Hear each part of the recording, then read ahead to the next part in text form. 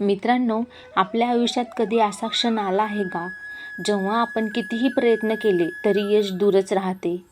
लोक आपल्याला कमी लेखतात आणि आपण स्वतःलाच विचारतो, देवा, माझ्यातच काही कमी आहे का? अशाच एका निराश, अज्ञानी पण प्रामाणिक हृदयाच्या ब्राह्मण मुलाची ही कथा, जी श्री गुरूंच्या कृपेने अज्ञानातून ज्ञानाकडे, अपमानातून सन्मानाकडे आणि अंधारातून प्रकाशाकडे घेऊन जाते. नमस्कार मित्रांनो, आज आपण पाहत आहोत श्री गुरुचरित्र अध्याय 1 ते 52 या पवित्र मालिकेतील आजचा भाग म्हणजे अध्याय 17वा. मित्रांनो, आज आपणही कधी अपयशी होतो. लोक तुलना करतात, आपल्याला कमी लेखतात. पण हा अध्याय आपल्याला सांगतो, स्वतःवर विश्वास ठेवा, देवावर श्रद्धा ठेवा आणि योग्य मार्गदर्शन घ्या आणि कधीही हार मानू नका. कारण गुरुकृपा झाली की अज्ञान ज्ञानामध्ये, दुःख आनंदात आणि अपयश यशामध्ये बदलत असते. तर मित्रांनो, चला आता अध्यायाच्या भावार्थाला सुरुवात करूया. करवीर क्षेत्रात एक वेदाभ्यास करणारा ऋग्वेदी ब्राह्मण राहत होता. तो शास्त्रे आणि पुराणे सांगत असे. त्याची कीर्ती पूर्ण गावात झाली होती. शास्त्रे आणि व्याकरण याचे त्याला संपूर्ण ज्ञान होते. तो निष्ठेने व नित्यकर्माचे आचरण करीत असे. त्याला एक पुत्र झाला, परंतु तो जन्मापासूनच मंदबुद्धीचा होता. दुर्दैवाने काही वर्षांनीच त्या बालकाचे आई वडील दुःखी असमाधानी अवस्थेत मृत्यू पावले. म्हणून तो आपल्या आजोळी आजी आजोबांकडे राहू लागला. तो 7 वर्षाचा झाला तेव्हा त्याच्या आजोबांनी त्याची मुंज केली. आजोबांनी त्याला संध्या गायत्री मंत्र शिकवण्याचा प्रयत्न केला, पण शिकलेले त्याच्या काहीच लक्षात राहत नसे. तेव्हा तो वेदाभ्यास तरी कसा करणार? त्याला शिकण्याची जिज्ञासा होती, परंतु मंदबुद्धीचा असल्याने त्याच्या काहीच लक्षात राहत नसे. जेथे कोणी अध्ययन सांगत शिकवित असत तेथे तो जाऊन शिकण्याचा प्रयत्न करी, पण तो लगेच विसरून जात असे. गावातील विद्वान लोक त्याची चेष्टा करत असे, त्याला खूप वाईट आणि टाकून बोलत असे. ब्राह्मण कुळात जन्माला येऊन सुद्धा तुझे जीवन व्यर्थ आहे. ज्याला विद्या असते तोच लोकात मोठा मानला जातो. विद्या ही ब्राह्मणांची ठेव आहे. ज्याच्याजवळ विद्या असते त्याला जीवनातील सर्व सुखे मिळतात. तो यशस्वी होतो. एखादी व्यक्ती वयाने जरी मोठी असली तरी त्याला विद्या प्राप्त नसेल तर तो समाजात पूज्य ठरत नाही. गावातील लोकांच्या त्रासाला कंटाळून त्या बालकाने गावातील काही ब्राह्मणांनाच त्याने विचारले, माझी शिकण्याची खूप इच्छा आहे, तेव्हा या परिस्थितीत मी काय करावे? आपल्याकडूनच मला प्रेरणा आणि मार्गदर्शन व्हावे, अशी मी आपणास विनंती करतो. तो बालक त्या ब्राह्मणांना विनंती करतो.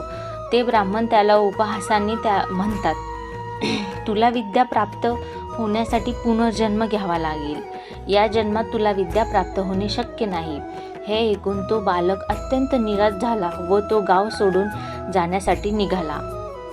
वाटेत अरण्यातून जात असता अनेक वाईट विचार त्याच्या मनात येऊ लागले.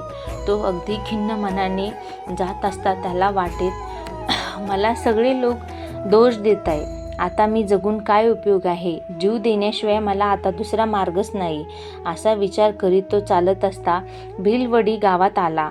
पोटात काही अन्न नाही, रात्रीची वेळ. अशा अवस्थेत तो गावातील जगतमाता भुवनेश्वरीच्या मंदिरापाशी आला. देवीचे दर्शन घेतले. अन्नोदक वर्ज्य करून 3 दिवस देवीच्या चरणापाशी बसून राहिला आणि हात जोडून देवीला म्हणाला, माझी जीभ छाटून तुला अर्पण करीत आहे.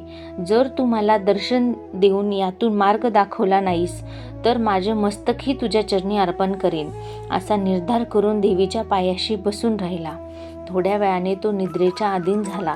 तेव्हा स्वप्नात देवीने त्याला दर्शन दिले व म्हणाली, बाळा, तू माझ्यावर रागू नकोस. कृष्णेच्या पेल तीरावर लवकर जा. तेथे एका औदुंबराच्या वृक्षाखाली शंकराचे अवतार असे महाबलीशाली एक तपस्वी आहेत. ते तुझी इच्छा पूर्ण करतील. एवढे सांगून देवी अदृश्य झाली. असे नवलाचे स्वप्न पडले म्हणून तो आनंदी होऊन तेथून निघाला आणि कृष्णेच्या प्रवाहातून पोहत पैल तीरी आला. तेथे त्याला श्री गुरूंचे म्हणजे नृसिंह सरस्वती यांचे दर्शन झाले. त्यांच्या चरणी मस्तक ठेवून मनामध्ये त्यांनी प्रार्थना केली. त्यांनी प्रसन्न होऊन त्याच्या मस्तकावर हात ठेवला. तेव्हा श्री गुरूंच्या स्पर्शाने त्याची जीभ पूर्ववत झाली व तत्काळ त्याला ज्ञान प्राप्त झाले. त्याच्या हृदयात वेद, शास्त्रे, पुराणे भाष्य, व्याकरण आदी सर्व ज्ञान प्राप्त झाल्याचे त्याला जाणवू लागले.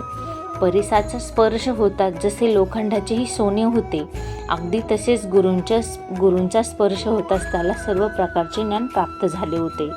गुरुमहिमा असा असतो, ते ज्या स्थानी असतात त्या स्थानाची महती तितकीच थोर असते. मित्रांनो, या ठिकाणी गुरुचरित्रातील 17व्या अध्यायाचा भावार्थ पूर्ण झालेला आहे. मित्रांनो, आजच्या या कथेतून आपण एक गोष्ट मनात करून ठेवूया. ज्याला जग अज्ञानी म्हणते, ज्याला समाज नाकारतो, ज्याच्यावर अपयशाची सावली असते, त्याच व्यक्तीला गुरुकृपेने तेजस्वी बनण्याची शक्ती असते. आपल्या आयुष्यातही कधी निराशा येते, लोक आपल्याला कमी लेखतात, स्वतःवरचाच विश्वास डळमळतो. पण त्या क्षणी हार मानू नका, कारण कदाचित तो क्षण तुमच्या जीवनातील गुरुकृपेचा आरंभ असू शकतो. अज्ञान कितीही गडद असले तरी श्रद्धेचा एक किरण त्याच्यासाठी पुरेसा असतो. चला तर मग आजपासून आपल्या जीवनातील प्रत्येक अडचण ही गुरुचरणी अर्पण करूया. मित्रांनो, आम्ही आमच्या चॅनलवर श्री गुरुचरित्र अध्याय 1 ते 52 ही संपूर्ण प्लेलिस्ट तयार केली आहे. ती नक्की पहा आणि पूर्ण गुरुचरित्राचा लाभ घ्या. पुढील अध्यायांचे अपडेट मिळवण्यासाठी बेल आयकॉन दाबायला विसरू नका. तुमचा एक लाईक, एक कमेंट आणि शेअर आमच्यासाठी मोठी प्रेरणा आहे. तुमचा पाठिंबाच आम्हाला पुढे जाण्याची प्रेरणा देतो. तेव्हा भेटूया पुढील अध्यायामध्ये. तोपर्यंत श्री स्वामी समर्थ.